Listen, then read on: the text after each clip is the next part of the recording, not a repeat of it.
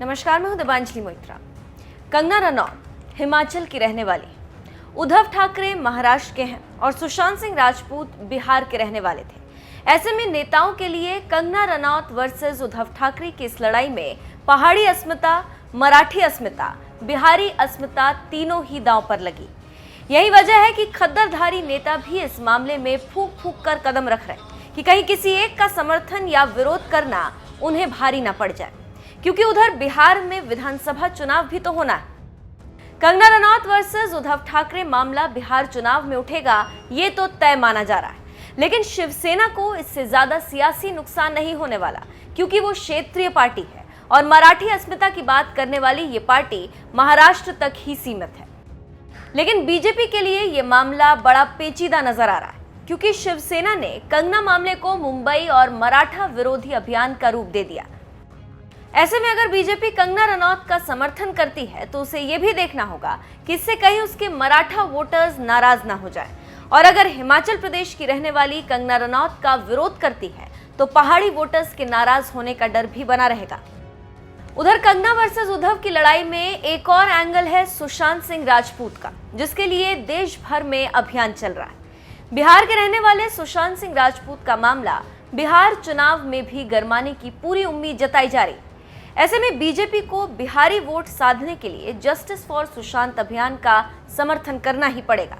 अगर वो सुशांत मामले में खुलकर समर्थन करती रही तो इससे वो कांग्रेस को भी घेर सकती है, क्योंकि महाराष्ट्र की जिस सरकार ने सुशांत सिंह राजपूत मामले की सीबीआई जांच कराने की सिफारिश से इनकार कर दिया था, उस सरकार में कांग्रेस भी शामिल है। महाराष्ट्र सरकार के रवैये की वजह से ही हाईकोर्ट को सीबीआई जांच के आदेश देने पड़े थे। ऐसे में बीजेपी कांग्रेस को बिहार में उत्तर भारतीय विरोधी बताने की पूरी कोशिश करेगी।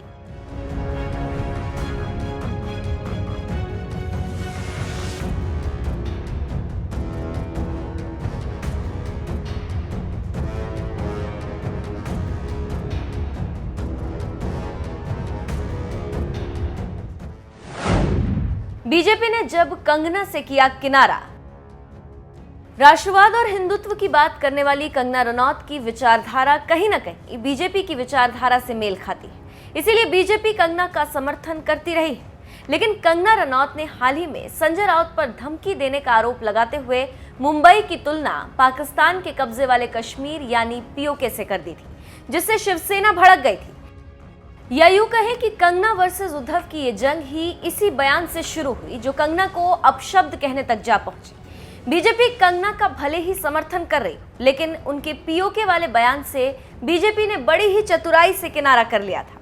महाराष्ट्र के पूर्व सीएम देवेंद्र फडणवीस ने बयान दिया था कि हमने कभी मुंबई को लेकर उनके बयान का समर्थन नहीं किया, कोई भी नहीं कर सकता है। लेकिन उद्धव सरकार ने बदला लेने की भावना से उनका बंगला तोड़ डाला, जो सही नहीं था।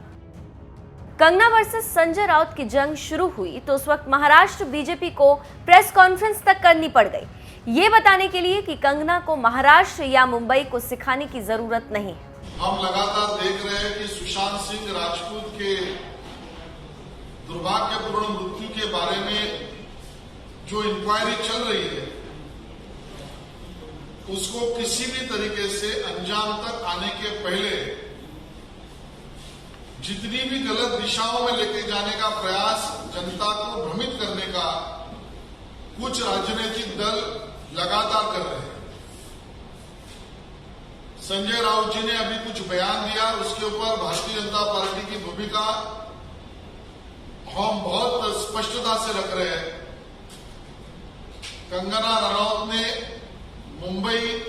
मुंबई वासी और महाराष्ट्र इस विषय में मुंबई वासी और महाराष्ट्र की जनता को सिखाने का प्रयास न करे।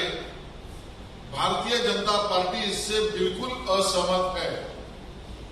कंगना रनौत के समर्थन में बोलने को लेकर बीजेपी ने अपने नेताओं को सतर्कता बरतने के स्पष्ट निर्देश दिए।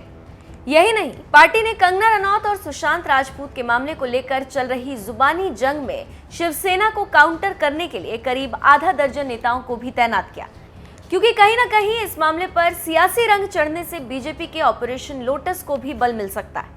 बीजेपी में शामिल शिवसेना के पूर्व नेता नारायण राणे ने तो महाराष्ट्र में राज्यपाल का शासन लगाने की मांग भी कर दी।